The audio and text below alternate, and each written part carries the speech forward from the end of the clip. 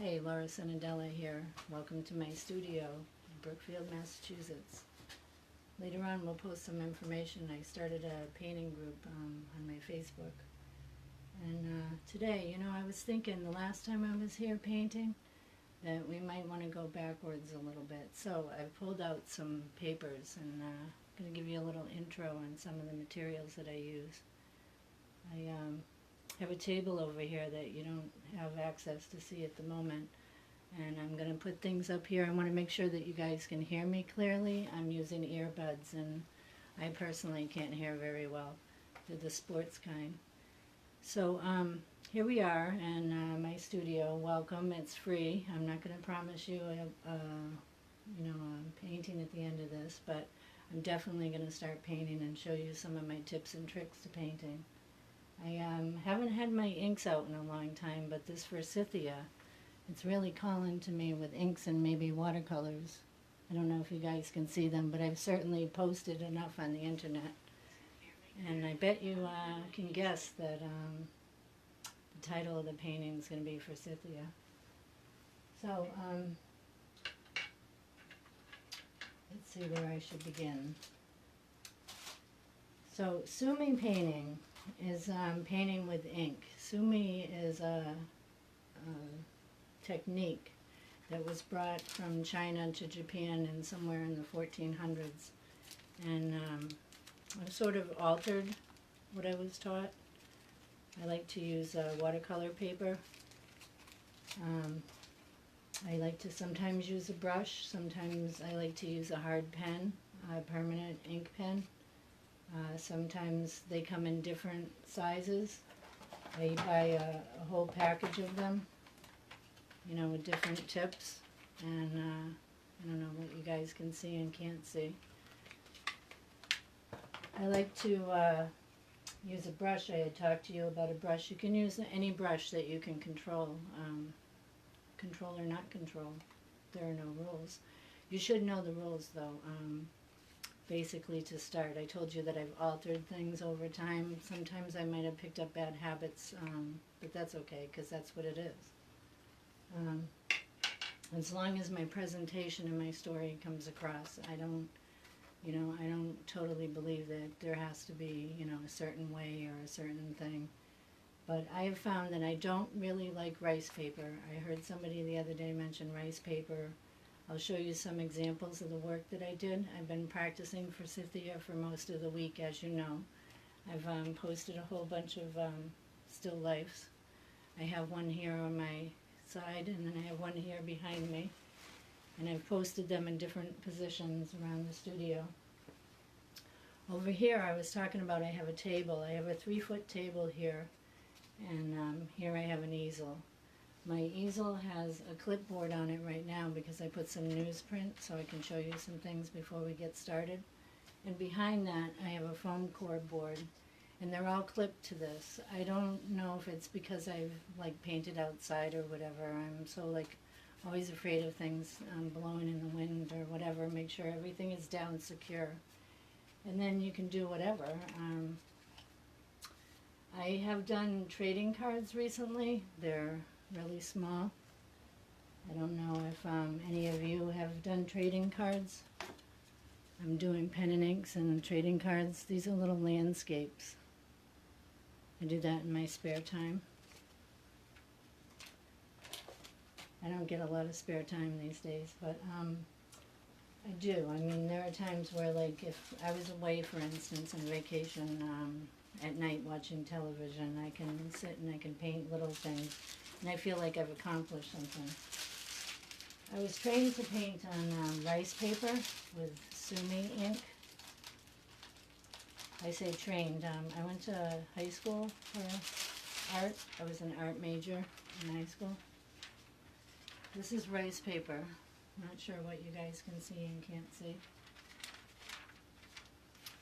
It has sort of a cotton-like texture and a glossy texture.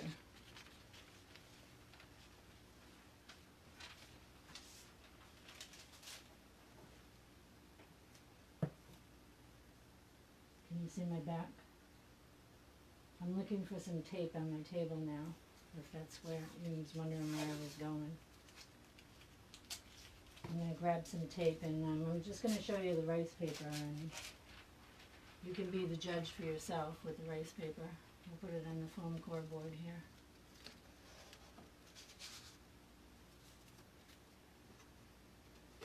So this is a foam core board. I don't think you pay more than a couple of dollars for something like that.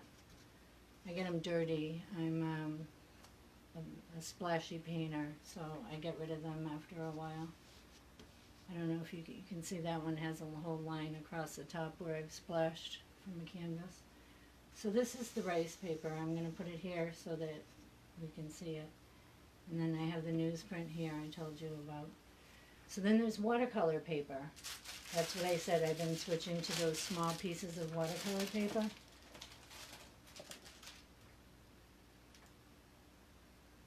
It's 140-pound watercolor paper.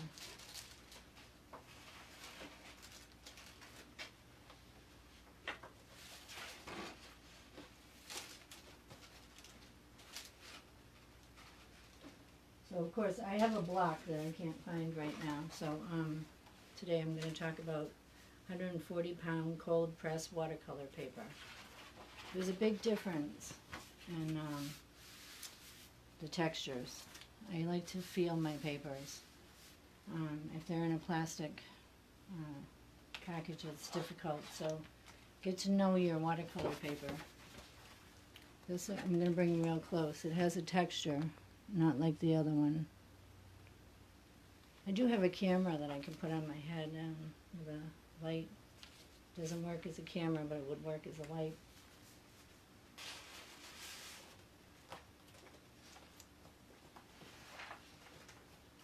So that's 140-pound cotton paper, and it's cold press. And the sizes are 11 by 15. This here is similar, but a totally different texture, made by a different company.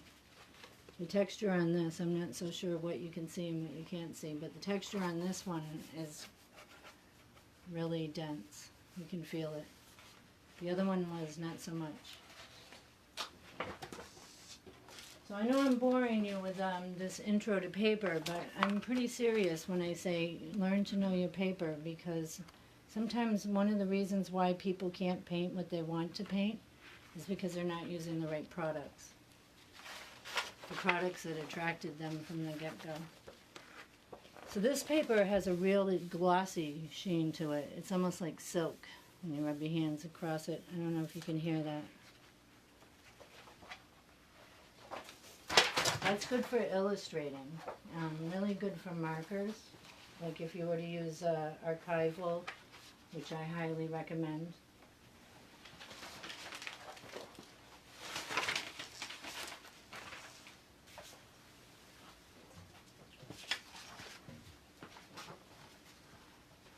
You know, I talked about illustrating when I was doing children's books. I used this paper. It's really got a nice texture for pencils, markers, and ink.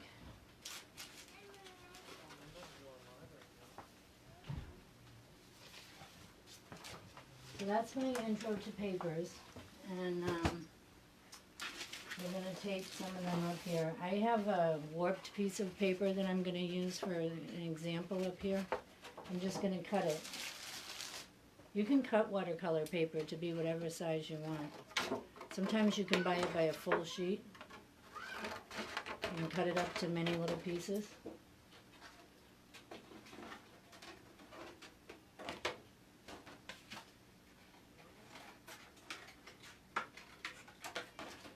So this is my 140-pound cold pressed cotton watercolor paper. I'm going to put that over here somewhere. And I'm going to cut a piece of that illustration paper.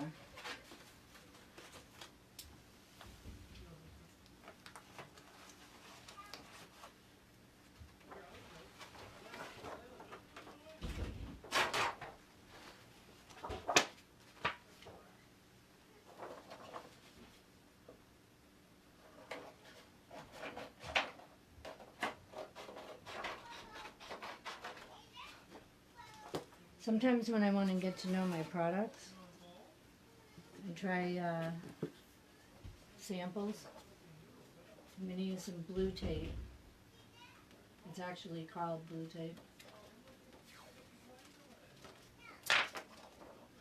I'm going to roll this underneath. I don't know if you guys have ever rolled tape, but I'm going to roll this tape with my 2 fingers. I'm going to roll it and stick it underneath here on the top. And I'm going to remember where it is because I'm not going to want to put any paint up there. So I've now stuck the illustration board paper to my board. So now, I don't know what you can see. How's that light? Is that better? So this is what I do basically most of the time in my studio is I walk around and I talk to myself. I say, oh, are the flowers all right? Does the card need to go like this more so that you guys can see it on the camera? Is this paper good like this? Will you be able to see it? And then is this vase in the right position? And then I decide what materials I'm going to start with. And here, we're going to start with our demonstration on Forsythia. I'm going to start here on this rice paper with a very light pencil. One of the things I found about the rice paper is you're better off just hitting it with the brush. Get to know your brush. There's a special kind of a brush. We should probably go over that first so I can do this together. This is my Japanese brush right here. It's very small. I have larger ones. They come in different sizes. You can find them at most of the online art stores. I'm going to take some water and put it in this cute little water dish. I'll show it to you. See, it's very little.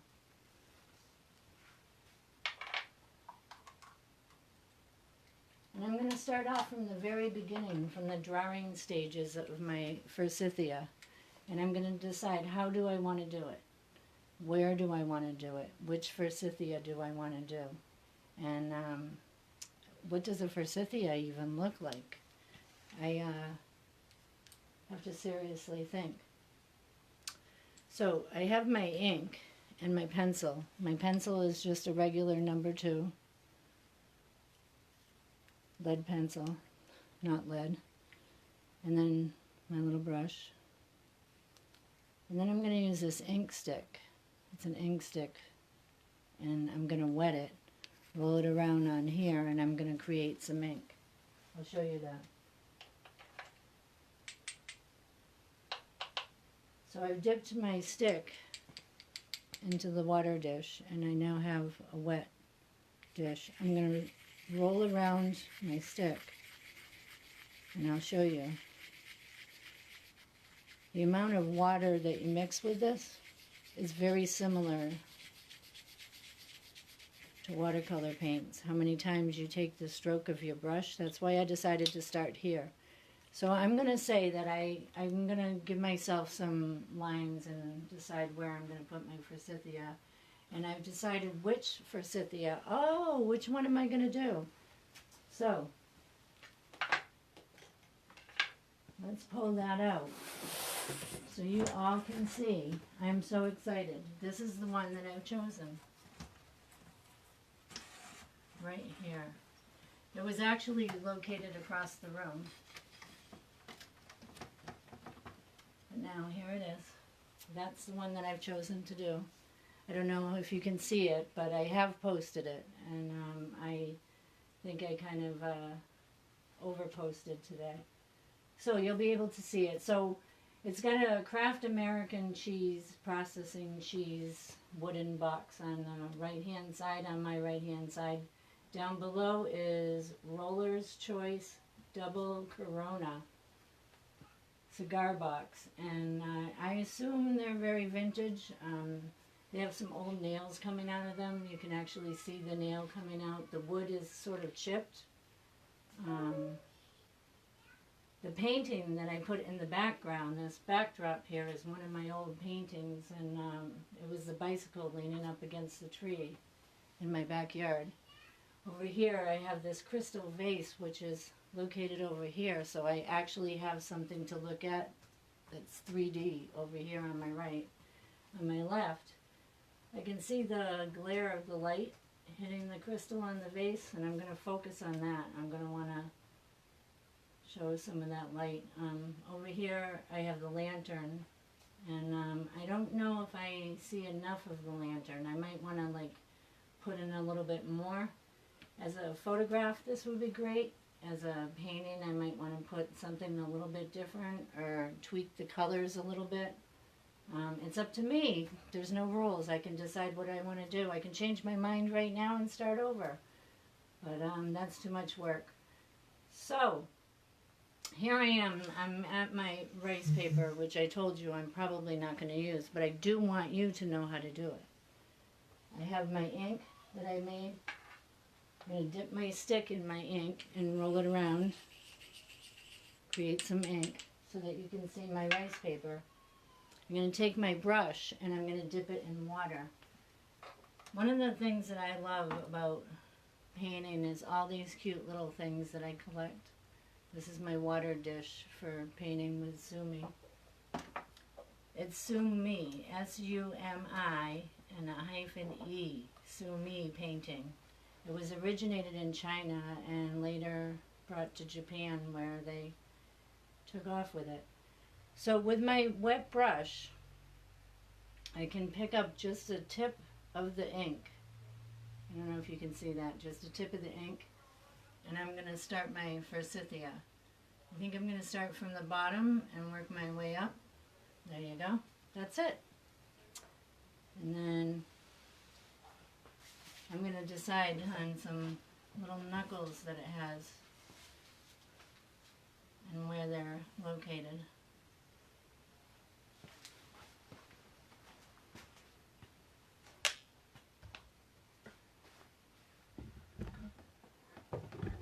Just a faint. I'm going to come back and wet my stone again. My stone starts to dry up. I just go back to the water and wet it down. I want to have a light color as possible. I can come back and go darker, but once you go dark, you can't go light again. So I'm going to decide where my flowers are going to begin. And I'm going to start it right about here. Now, I don't know if you notice what I'm doing, but I'm looking at my actual flowers here. They're over here on the right.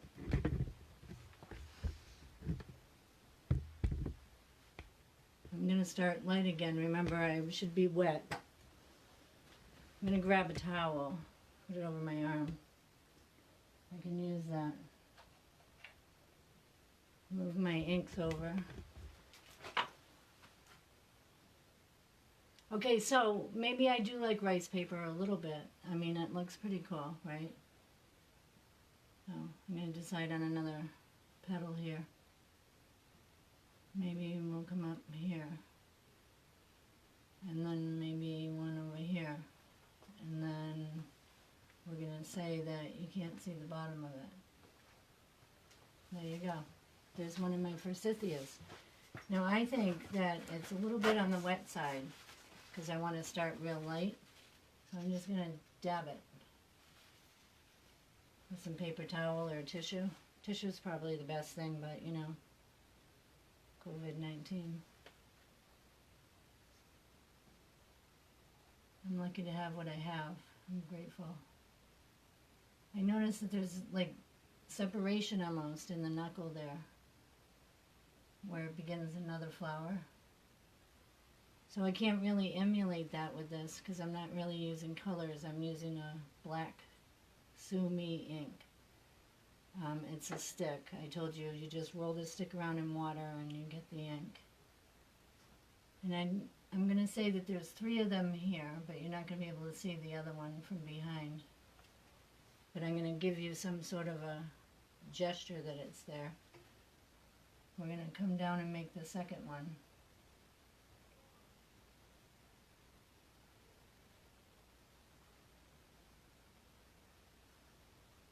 I want to make it so it looks like it's falling. There. Again, I'm going to dab it with the paper towel. What do I do with my paper towel? Dab it.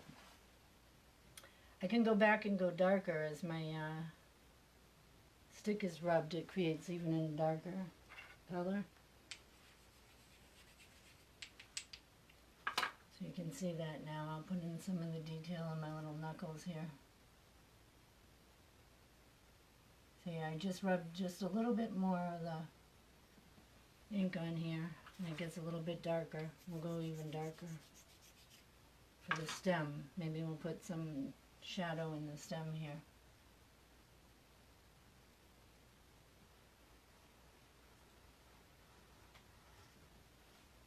I'm using my hand as a guide to draw this so that I don't shake. I have very shaky hands. So I set my brush up where I want it. Okay, so there's my darker shadow. And come in here and give it some more flowers. There's maybe another long stem that ends there.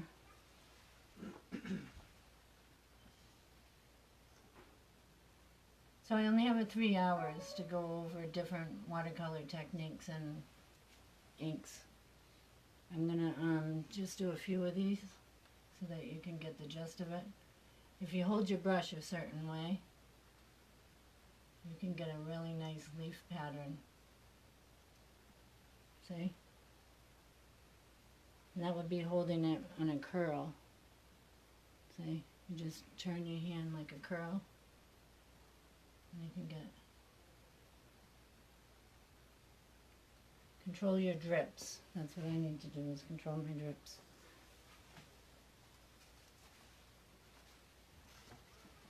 There.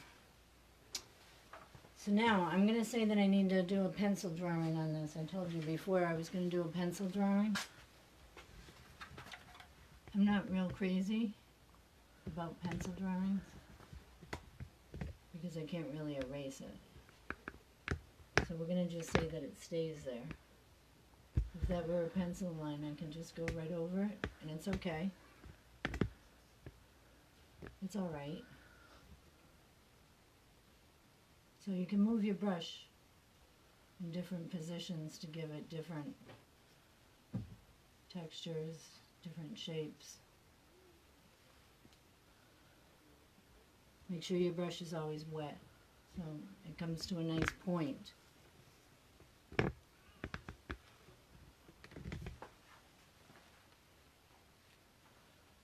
So there's a lot of Forsythia out there in my yard, and I decided this year that it would be a great thing to demonstrate. I haven't used this rice paper and haven't used these paints in quite some time. It'd be good for me to take it out. What are you guys doing? What are you working on?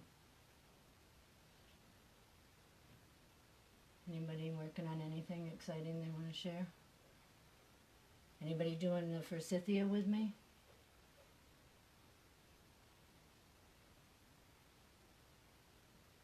You can always look at it later on YouTube. I'll post the video for you.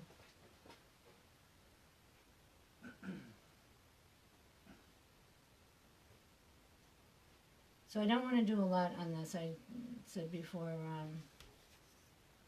we'll say this is our vase, our vase.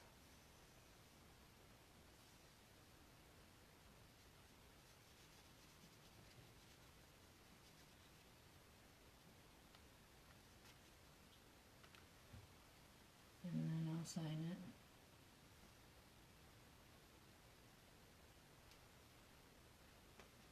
Use my finger as a guide to hold my hand. So I've had a request. Can we move your picture, the painting, closer to the screen so they can get a look at it? Yep.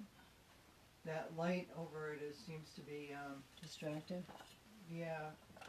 How's that? Is that any better?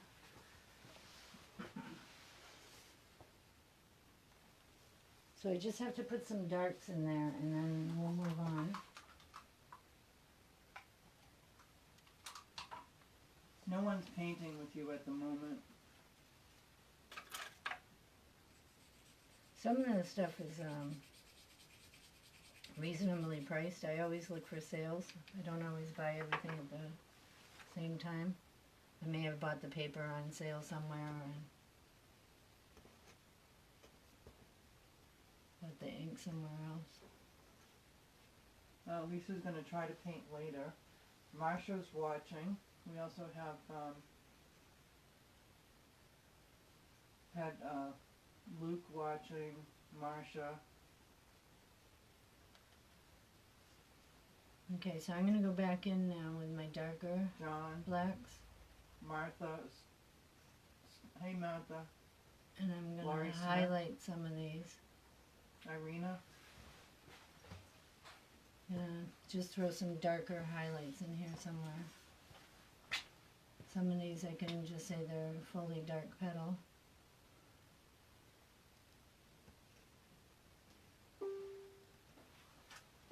Some other ones.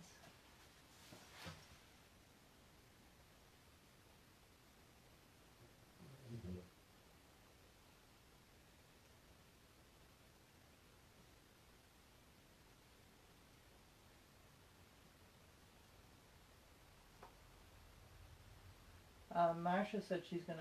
She has some pussy willows. She's gonna try the Forsythia with pussy willows. Awesome.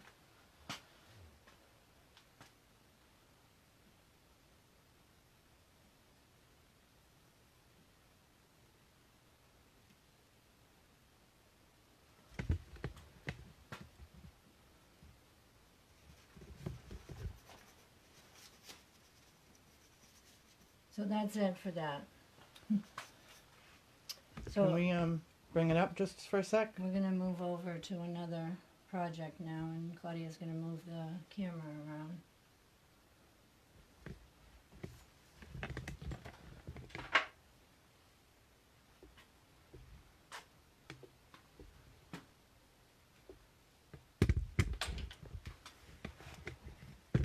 So this is her first one.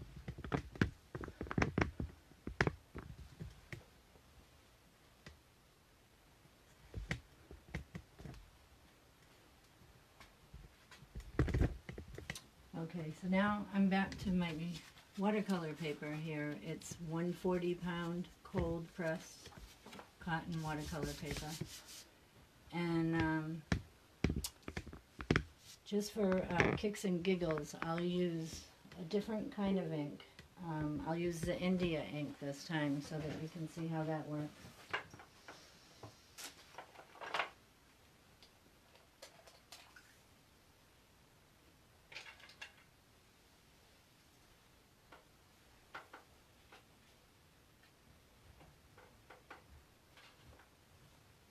So this is India ink with the same brush. I seem to like my tools. Once I find one, I'm gonna run it on a piece of paper towel here. Put it on my easel. Okay, so my brush is really wet. I'm gonna run it across some paper towels, and I'm gonna start my Forsythia. This time I'm gonna do a large Forsythia, maybe a couple. I'll find a little bunch of them.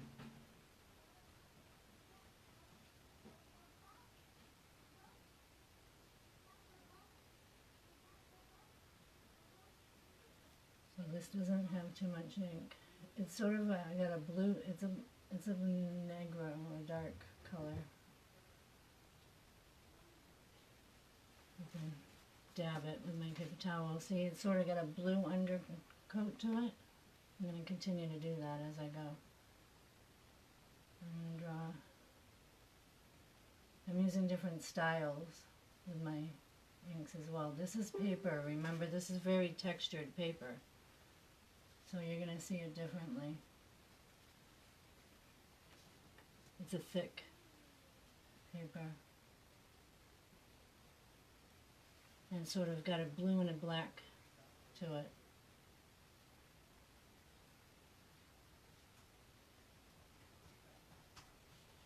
I told you I was going to get a little bunch of them and do it larger.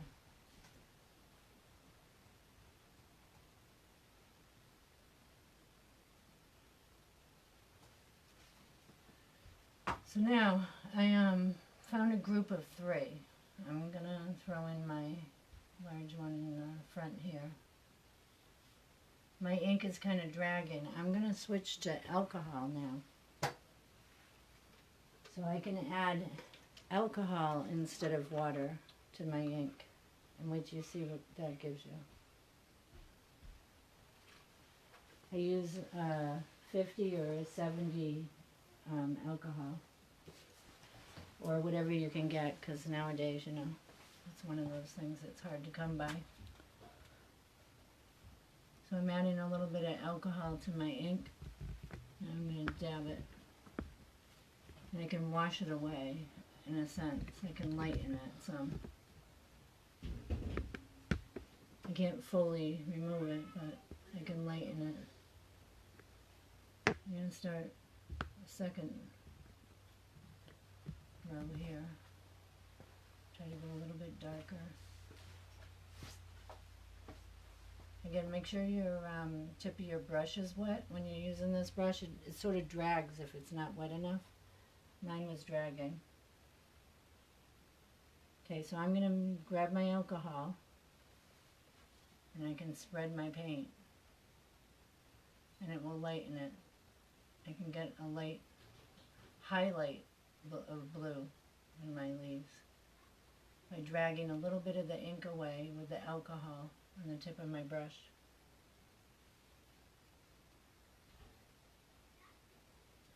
If I dab it, it'll spread some.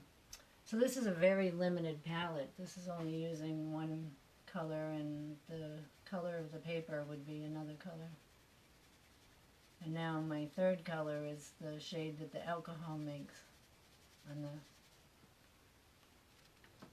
it sort of makes it blue.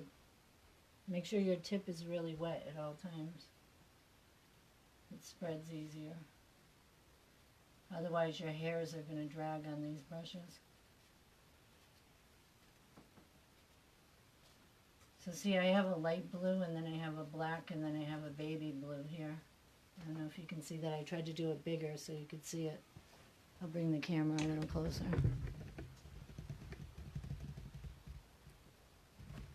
Can you see it?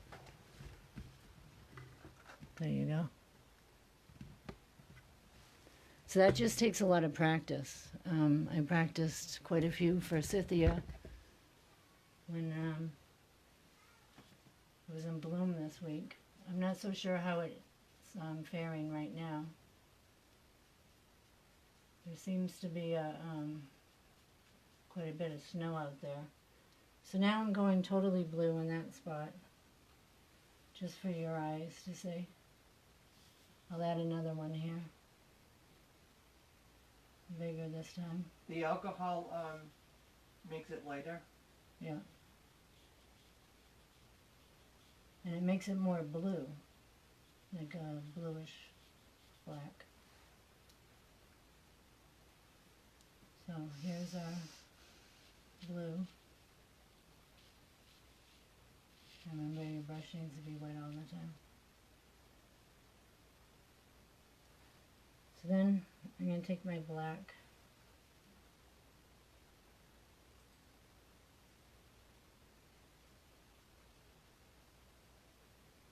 throw some other ones in here. So now I've lost my petal and I want to get it back. I can just keep rubbing it with alcohol. Rubbing it with rubbing alcohol. Rubbing it with alcohol. See, it's going to come back. I'm going to separate just one petal from the background. So it might take a while. I would recommend a stiff brush to, like, you know, work the alcohol into the paper.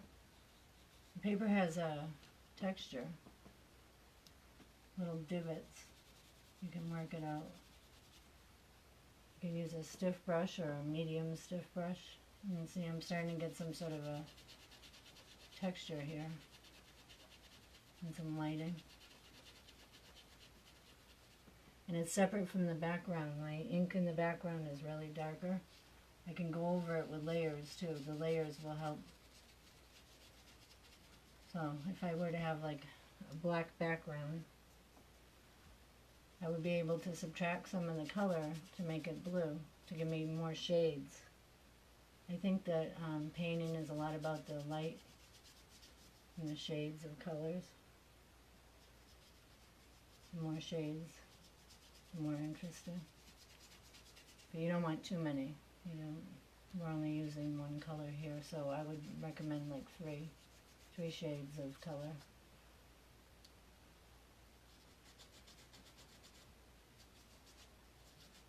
It doesn't spread. India ink is pretty permanent, so that's why I said you gotta know what you're gonna do with it when you're doing it.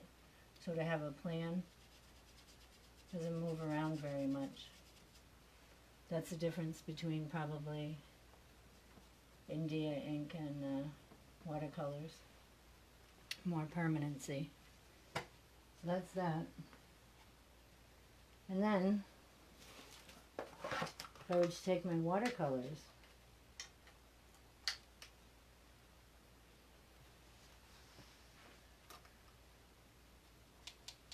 and work on this paper. This is that vellum-like paper. It's very smooth and silky.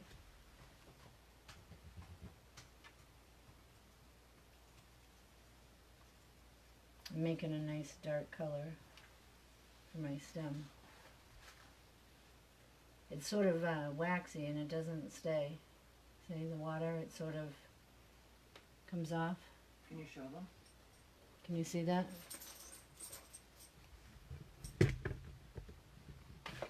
Maybe there. How's that? So this is sort of a shiny, glossy paper, so I'm going to need a lot of color. I might need to apply it a couple of times. I recommend markers. There's some great markers. But if I wait a few minutes and I just layer it, I can get the color on there. See, I sort of developing a stem here. We're going to give it a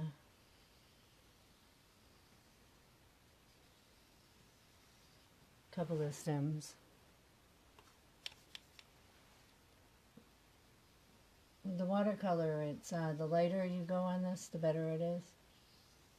So this is the vellum paper, this is the rice paper, and this is the watercolor paper.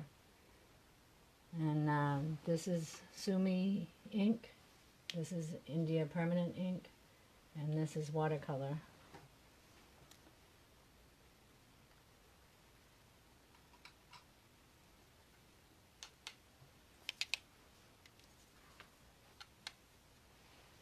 I need to have determination. See, it's sort of waxy and slides off. See that? It's too wet, so it sort of rolls off. If you wait for it to dry, you can eventually. This takes a lot more layering to do. This here paper sort of seeps.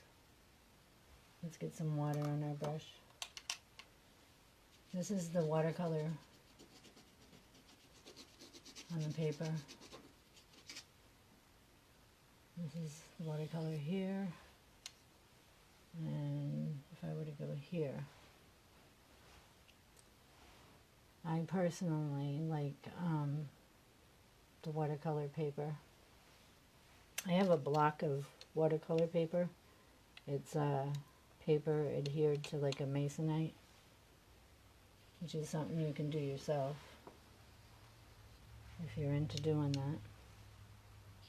But I like to paint on boards. I don't know what it is about the board. I don't know if it's because that's sturdier or whatever, but the paper needs to be attached to a board. Here I just threw up some tape or whatever, but if I'm going to get serious, I'm going to have to do some serious taping. So I think I'm going to go with watercolor paper, and I'm going to definitely use this as my piece. And I'm going to put my inks away.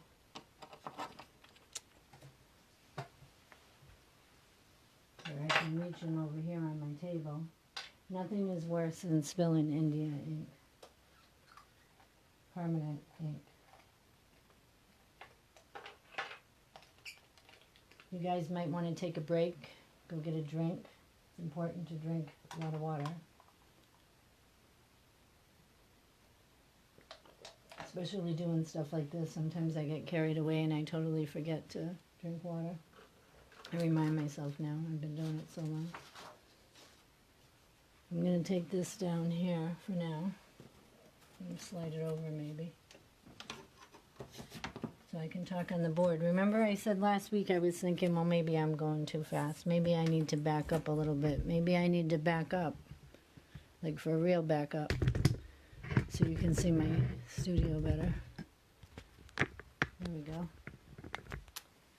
So I'm going to talk to you about colors before we get started. And I have some newsprint here. I've talked to you about the papers. Not sure which papers that you have available to you, but you can learn your medium. You can learn how much water that you need and how much ink that you need and how much color that you need by practice. I always say practice, practice, practice. Don't talk about it, do it. You know, figure it out. What's the worst that'll happen? You make a mistake and have to throw it away.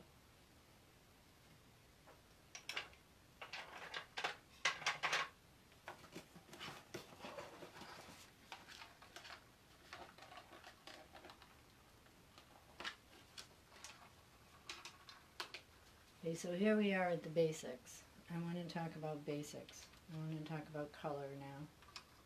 I'm going to start, I did do a challenge. Someone challenged me to do a painting of their Forsythia, and I started it. I'll show you that later.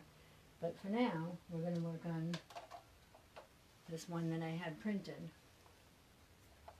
And I'm going to talk about color.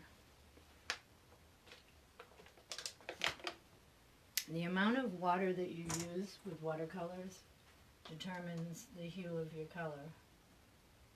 I'll switch my brushes. Okay, so now I've switched to a long brush. It's a number 2 filbert.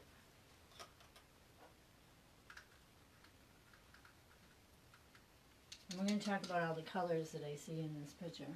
So I have to put this picture back somewhere here. I'll put it over here.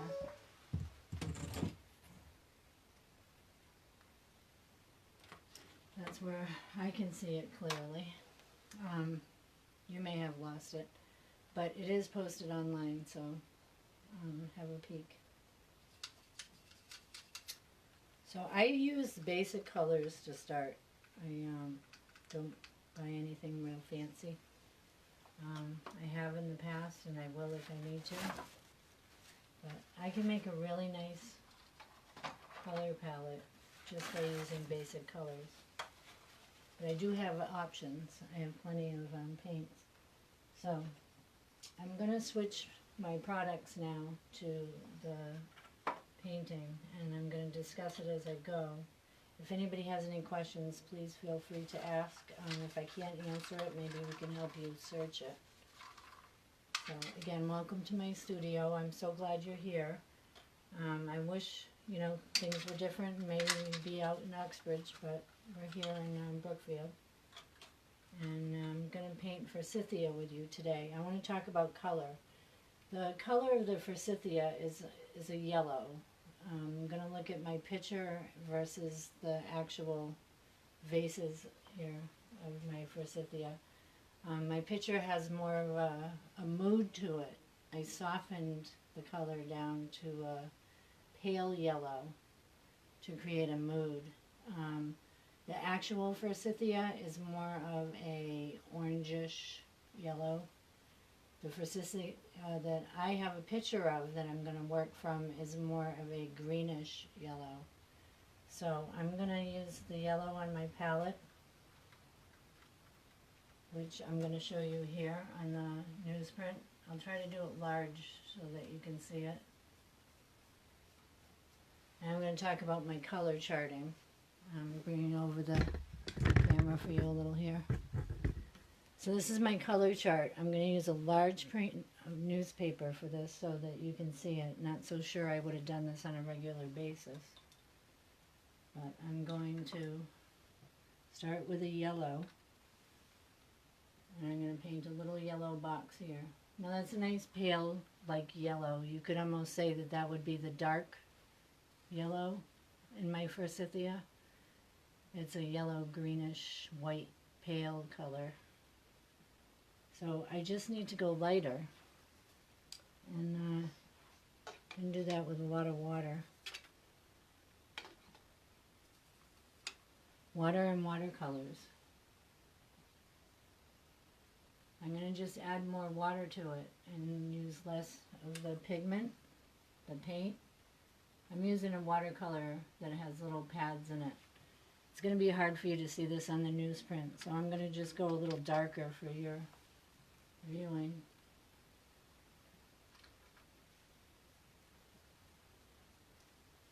And I'm going to put a little bit of the red in my yellow.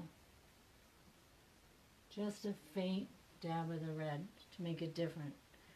Then I'm going to go lighter, and I'm just going to add more water to it, and I'm going to go with a third color lighter.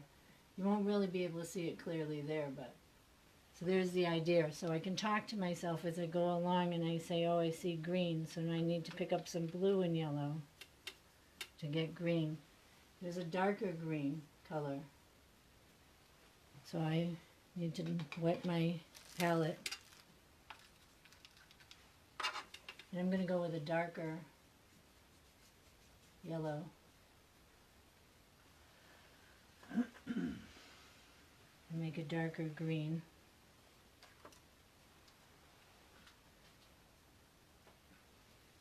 So I'm going to begin with some blue, a good amount of blue, and add yellow until I get that color that I want.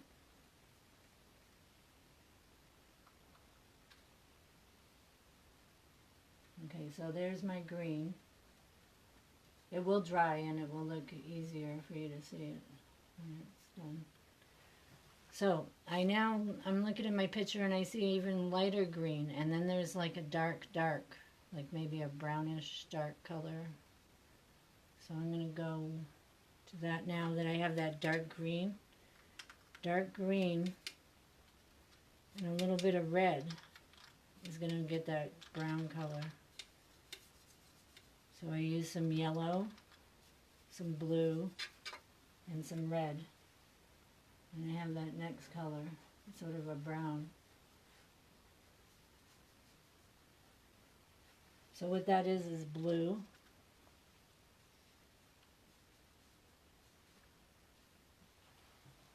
Some red. And some yellow. I'm mixing it all up for you. So this is my brownish color that I see. Now I see sort of like an orangish brownish color in the stems. So how would I get an orangish brownish? Maybe I would go with more yellow to my brown and some red. So I use my brown on the brush, some yellow and some red. I'm going to get a lighter brown color.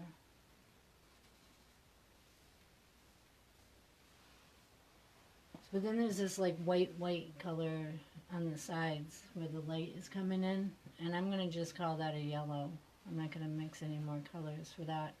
I can actually use this yellow to highlight this here because I'm using all the same colors.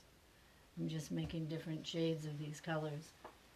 I have yellow with a little bit of red, yellow by itself, yellow with more water. I have a green here with some blue and yellow, making it darker. Down here I have blue, red, and yellow, and I made a brown. Here I took a little bit of the brown and I added more yellow and red, and I made an orange for my stems. Now I'm looking at the vase and I see some sort of a blue-black color, like a blue-black, maybe a blue-gray. I'm going to take my brown color and I'm going to add a little more blue to it, and then that'll give me that color that I need for the vase. more blue.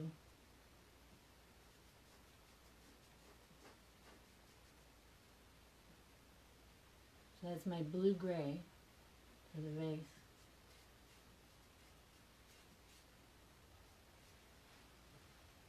And then I'm looking at the copper and I see some reddish, brownish, blackish, greenish colors.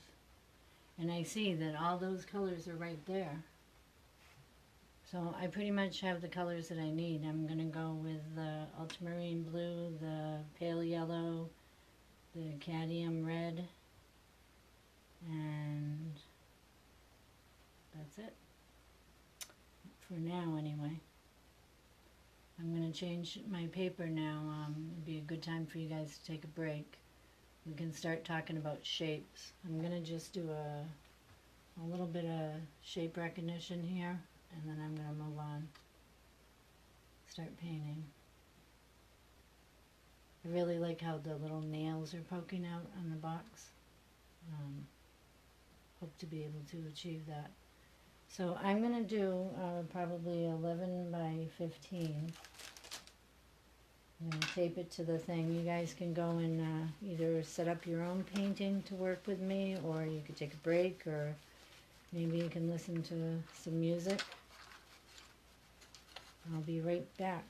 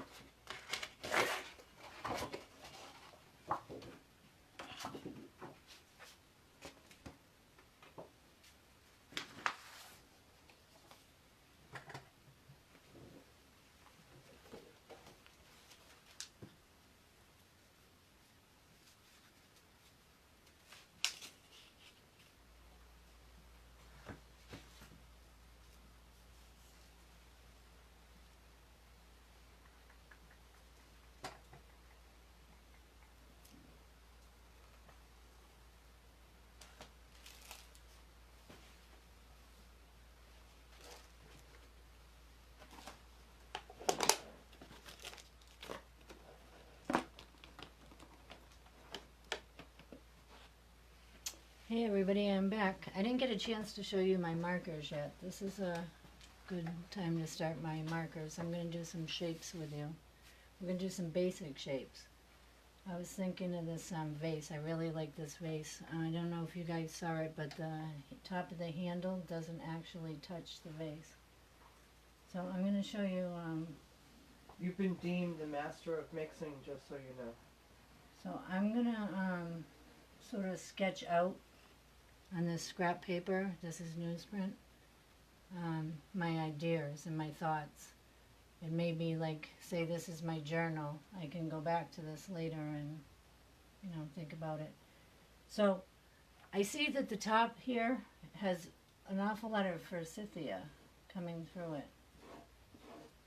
You know, like all different directions. There's all kinds of little things all blocking my view here.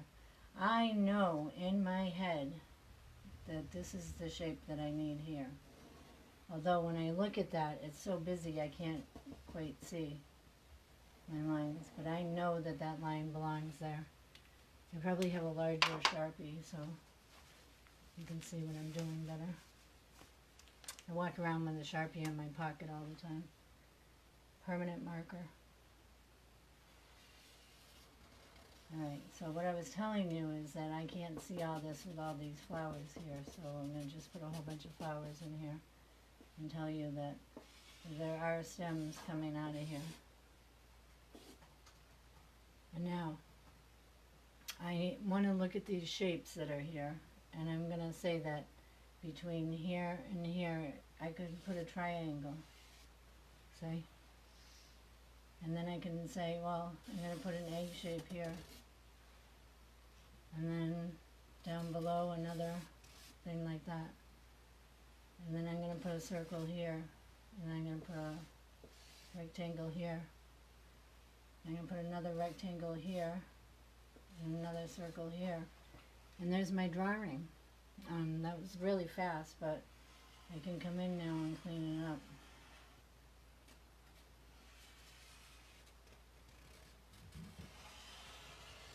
I don't know if you guys saw that at all, but there it is. Rounds off a little bit here. This comes in a bit. This has many circles around it. Okay, so this has a lot of shadows. And here, this is pretty thickly colored. The gray. I talked about that gray that I need here. This gray. It's a gray, blue color. So I'm taking notes for myself as I go too, because that's really important. I gotta remember where the stem stops and where the bottom of the vase begins. Again, I know that the bottom of the vase looks like this. I can't see it because there's all kinds of designs on it. And I know that the stems are going to come up like this. They skip this space and this space. But the stems are here.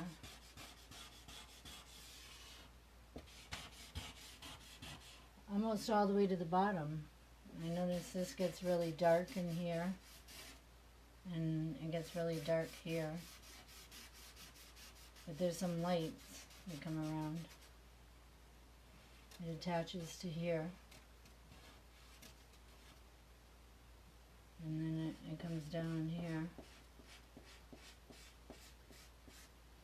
So see, my drawing is starting to work its way out. If I come up here, it has a nice little lip around. And then it comes down over here. It comes down over here. And my handle stops here. So see, I gotta move all this. Now my handle's over here. And I can turn my bottle with the shadow going down here. That's all I really need. Water level, maybe. Water. I can take that off. Water level. This is really going to be basic because I'm not going to get this fully done today, but I wanted to show you a few little things. This is all shapes. On the top I put a cone for the top, and then I introduced a square area, and then on the bottom I put that. So this and this and this made the vase, which is like this.